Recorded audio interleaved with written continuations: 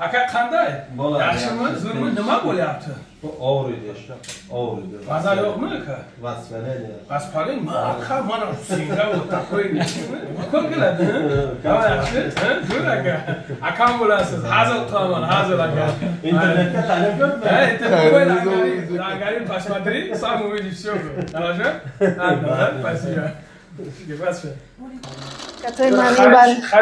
نه این همش این سرتیفیکات‌ها خریدن نمیشه درستیه. در همین جا تمام کردی خواندگی؟ نه من در تاجیکستان در رودون کار میکردم. یه سری چیه تمام نمیتی باید خونه دارم. آخه فامیل نام مخصوص بریم. سلامت باشید. السلام علیکم برادر عزیز، امیدوارم که خوب هستین، سلامت هستین. برادر عزیز چخیلی که دیدین اپامون در اینجا برادرمون در اینجا خدا خواهد یک چند سوالشون میتیم برادر عزیز جواب میتن.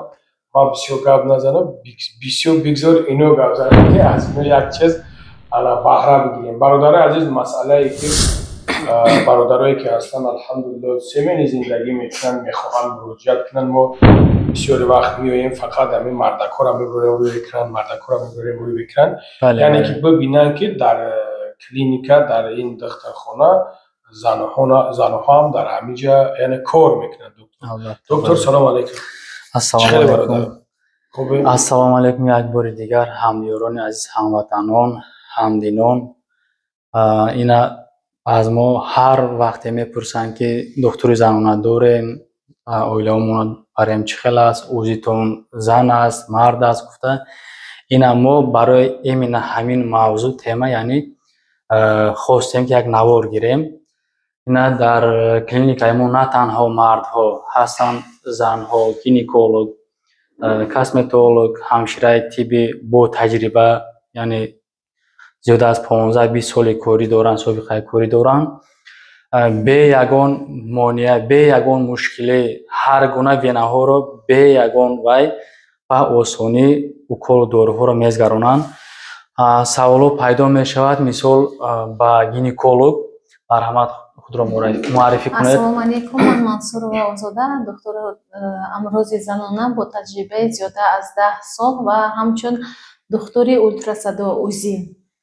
ما همه روزه به خدمت خلق تیاریم، مراجعت کنین. هر روزه ما میتونیم معاینه زنانه را گذرانیم، اسپیرال ماندن، بعد جراحی زنانه برای پس از تولد کردن. بسیار زنها میپرسن که پلاستیکا میکنین، ما پلاستیکا میکنیم، جراحی خانه داریم، اولتراسادا. بعد هم حامله داران هم نمرودت میکنیم، معاینه کارتای حاملگی همش میکشیم. یعنی که از اول تا آخر است. تا تولد کردن به ضروریاتی مرد زن باشد توش قبول میکنیم. بهترین. این اپا مدرسش چی میگه؟ اپا دیگه همه طرفه خدا باشکر ادمینستراتور، اپراسیون میسترا، همه دکومنتاسیون انالیزا در همین دوشی همین کس است. در دوشی اپامون. ما در خدمت خلق مهاجر. برادر عزیز چخیلی که شنویده سین مرحمت میتونین که مراجعت کنین.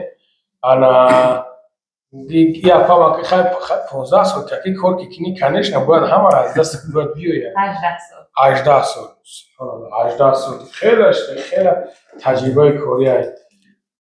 غیر این ویا هم هست در کلینیکای ما نه تنها جراحی های زنانه، جراحی های مردانه، گریژه، گیماروی، اوج پلاسنوی اپراسیون هم گذاشته استیم. هر گونه تравма ها، شکستگی ها، غلطیدگی ها، پای کشیده ها، این گونه خدمت رسانی ها رو داریم. بسیار وقت ما با وای میکنن که پافتورنی گریژه یعنی چی معنی داره؟ گریژه اپراسیون شدگی، پافتور نشدگی. ما این گونه جراحی ها را با طرز سیتکا گذرانی برای ماندگی هستیم. به ملال میتوانین اومده دشواری خود رو در همین جا وای کنین، سبک کده به ملال روین. غیر این با خدمت رسانی های کاسمتولوژی داریم، مساژ با خیلی تخوایمون ازبک زبان است. یخشی مثل زور مثل چرچه مثل زورمه یخشیمه. انا برادر عزیز اوزی یا پامون گپ میزنه. انا با ازبکی گپ بزنم، برادرایی که برادرای ازبک زبان هستن، یعنی که مسئله یزید پرابلم نیست برادر عزیز. انگلیسی تو میفوره انگلیسی، روسی تو میفوره روسی، ازبکی تو میفوره ازبکی. ما در اصلا میگیم مقصد برادرای هستن ازبک زبان هستن، برادرای مثل قرقیز، همینا میتونن که به یگام چی الحمدلله که مراجعت کنن. اپا ما باید قضاوت کنه گپ زنم این چیه زکشکن گپری نپا یا پا گپری نما بولتا برادر عزیز، یعنی که خیلی زور میکشه هیچ گپی نداره. یعنی برادرها میتونن که مراجعت کنن، انشالله با امر خدا در خدمت هست. با قلبی توجیکی را یاد میتیم انشالله با قلبی توجیکی را یادش میتن، یاد میگیرن. انا یگو سخن گفتن اپا یگو سخن خیلی خوب که میشنفه چی بگم گم نمیگفتم. ما گفتم که ما در خدمت مردم مهاجر سلامت باشه. خط ازبکستان، خط تاجیکستان، مرحمت، خط روسیه خودش، ازبکی، تاجیکی، روسی، قرغیزی، قزاقی، ترکی، آذربایجانی، مرحمت و همه زبان معاشرت کرده میتونیم. خدا باشه بهترین. اپا خیلی دیگه گم گفتن نیستیم؟ نه ما هم در همه خیلی پنج پنجان هنر میتونه. ما این مردم مهاجرت کلینیکای ما بیاین گفته پیدا نکرده استیم. ما میگیم که همون کسی که محتاج است احتیاج دارد و مدیسینا مردم بیاین ما خدمت. بله ما این سخنان را دوی پفتور نپفتور میگیم که خداوند یکی با انسان غلط نده که با ملیسا بله خداوند هیچ کس بیمار در غریبی خدا هیچ کس بیمار نکنه. بله وقتی که خیلی این نکه از جانب پروردگار است. برای هم برادر عزیز میتونین مراجعت کنین. اپا همین قبلیت خیلی اشوار میدودیم ما همون چیو تا دیدم که سرتیفیکات ها همه ما رو در شهر مسکو خوانده گرفتیم. در همینجا گرفته که اگزامین ها را سپرده بهترین قندو تازه. انا برادر عزیز روزی میریم میبینیم خوب خشرو ایشالله با هنر میتوبه.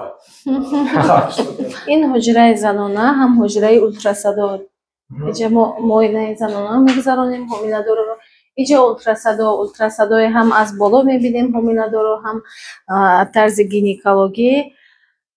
مرحمت مردان زنای خود را بیارین از اول تا آخر حامله‌دار را نظارت میکنیم در اختیار خودمون. انشالله همش با وی خودمون میشه. انشالله. اپا این سرتیفیکات کیا میاد؟ این سرتیفیکات های من نه این همش این سرتیفیکات را خریده نمیشه درستیگه. در همینجا تمام کردی خواندگی؟ نه من در تاجیکستان در رودون کار میکردم یک زیاده 7 سال. خواهی سمبولی در رودون که کار که که باشی باید همه را بفهمید. انا برادر عزیز یعنی که شنویدین مقصد اپامون الحمدلله همه طرفه های بیاین مراجعت کن. مقصد حالت های میشه که اپا چیزایی میشه که من اون چیزا را نمیدونم. یعنی که شما اون چیزا را میدونین میتونین که مراجعت کنین.